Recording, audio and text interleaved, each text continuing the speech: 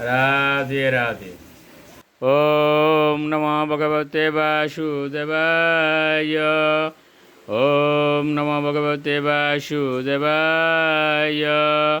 ओम नमो भगवते वासुदेवाय। শ্রী চৈতন্য চরিত্রামিত্র আদিলীলা প্রথম পরিচ্ছেদ গুরুবাদী বন্দন মঙ্গলাচরণ। শ্লোক 101। এক অদ্ভুত সমকালে দুহার প্রকাশ, আর অদ্ভুত চিত্ত গুহার তম করে নাশ।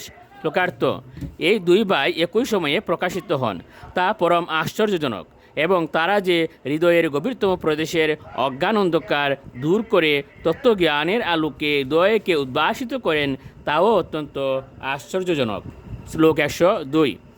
এই চন্দ্র সূর্য দুই পরম সদয়, জগতের ভাগ্যে গৌরে করিলা উদয়।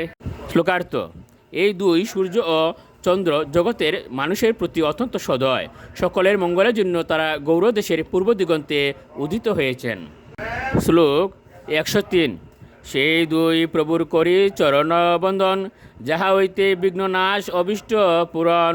শ্লোকার্থ: আমরা সেই দুই প্রভুর শ্রীচরণ কমলের বন্দনা করি, তার ফলে পারমার্থিক তত্ত্ব উপলব্ধির পথে সমস্ত বিঘ্ন দূর হয় এবং সকল অভীষ্ট পূর্ণ হয়। শ্লোক 104।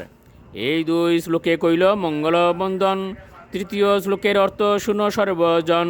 শ্লোকার্থ: আমি এই দুই শ্লোকের মাধ্যমে পরমেশ্বর ভগবানের আশীর্বাদ প্রার্থনা করছি। এখন আপনারা দয়া করে তৃতীয় শ্লোকের অর্থ মনোযোগ সহকারে শ্রবণ করুন। শ্লোক 105। বক্তব্য বাহুল্য গ্রন্থ বিস্তারের ডরে, বিস্তারে না বর্ণি সারার্থ কহি অল্পাক করে। শ্লোকার্থ: গ্রন্থ বিস্তারের বইয়ে আমি বিস্তারিতভাবে বর্ণনা না করে যথাসাধ্য সংক্ষেপে তার সারার্থ বর্ণনা করব। শ্লোক 106। মিতঞ্চ সারঞ্চ বচো হি বাগ্মিতা ইতি। অনুবাদ: মূল সত্য যদি সংক্ষেপে ব্যক্ত করা যায় তাহলে তাকেই যথার্থ বাগ্মিতা বলা হয়। শ্লোক 107। শুনিলে কণ্ডিবে চিত্তের অজ্ঞানাদি দোষ, কৃষ্ণে গাঢ় প্রেম হবে পাইবে সন্তোষ। শ্লোকার্থ: কেবলমাত্র বিনীতভাবে তা শ্রবণ করলেই অজ্ঞানতাজনিত হৃদয়ের সমস্ত দোষ খণ্ডন হয় এবং শ্রীকৃষ্ণের প্রতি গভীর অনুরাগ লাভ হয়। এটি হচ্ছে শান্তি লাভের প্রকৃষ্ট পন্থা। শ্লোক 108 ও 109। শ্রী চৈতন্য নিত্যানন্দ শ্রী অদ্বৈত মহত্ত, তার ভক্ত ভক্তি নাম প্রেম রসতত্ত্ব, ভিন্ন ভিন্ন লিখিয়াছি করিয়া বিচার, শুনিলে জানিবে সব বস্তুতত্ত্ব সার। শ্লোকার্থ: যদি ধৈর্য সহকারে শ্রী চৈতন্য মহাপ্রভুর মহিমা, শ্রী নিত্যানন্দ প্রভুর মহিমা, শ্রী অদ্বৈত আচার্য প্রভুর মহিমা এবং তাদের ভক্ত ভক্তি নাম যশ ও তাদের প্রেমময়ী সম্পর্কের মাহাত্ম্য শ্রবণ করা হয়, তাহলে সমস্ত তত্ত্ববস্তু সার বিষয় হৃদয়ঙ্গম করা যায়।